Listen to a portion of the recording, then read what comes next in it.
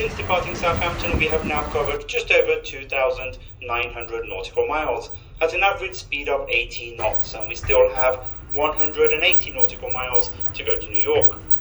Our present position is latitude 40 degrees and 34 minutes north, and longitude 69 degrees and 27 minutes west, and geographically that puts Queen Mary to around 130 nautical miles southeast of Boston off our starboard or right hand side.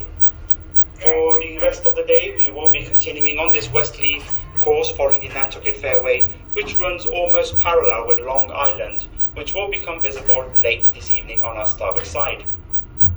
And for your information, the depth of the Atlantic Ocean at present has reduced significantly as we're now over the North American continental shelf. Currently the depth's around 60 meters or just 200 feet. And now for the weather, at present we have partly cloudy skies with a moderate breeze of 14 knots from the northwest on our starboard bow, which is Beaufort force 4. The sea swell has also significantly reduced with the lower winds as we're now sailing in an area of high pressure and fair weather now on.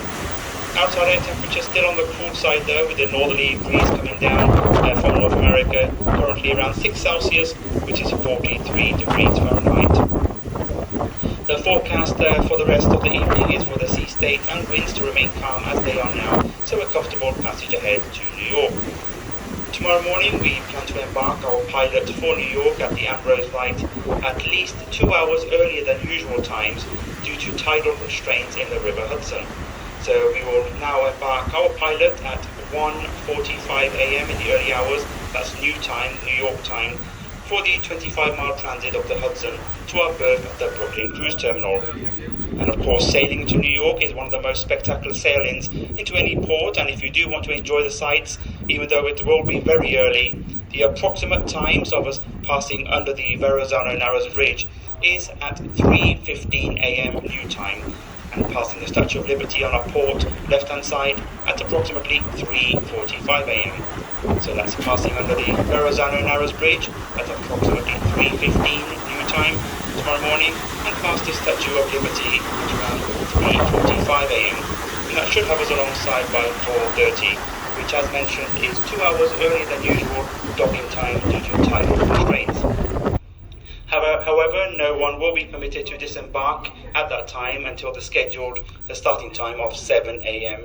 Depending on US immigration clearance.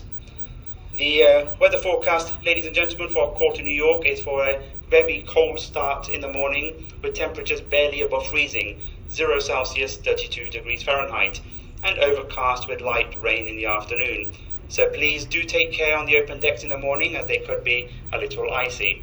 But by mid-afternoon tomorrow, the temperature should reach a high of 7 Celsius, which is 44 degrees Fahrenheit. Ladies and gentlemen, that's the end of the navigational brief for today, and now for my usual noontime nautical anecdote. And today is the origin of the expression, scratch my back.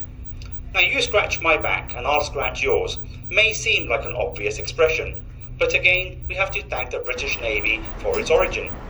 Now, in the days when flogging with a cat o' nine tails was common, shipmates generally administered the punishment to each other. The marks left after each stroke of the cat were known affectionately as scratches, a misnomer if ever there was one. Now, when one sailor was due a flogging, he would often say to the person appointed, "If you scratch my back, I'll scratch yours." Now, this could mean one of two things. If the person was heavy-handed, he could expect the same treatment if and when his turn for flogging came, or if the person was kind and light-handed, that favour would be returned at a later date, and that's how we got scratch my back. So on that note, ladies and gentlemen, may I wish you a wonderful afternoon at sea aboard Queen Mary 2, and I would like to take this opportunity on behalf of myself, the entire ship's company and all of us at the Cunard line to wish all our guests disembarking tomorrow a safe onwards journey home. Thank you for allowing us to take care of you during the voyage, and we look forward to welcoming you back on board a Cunard liner in the not too distant future.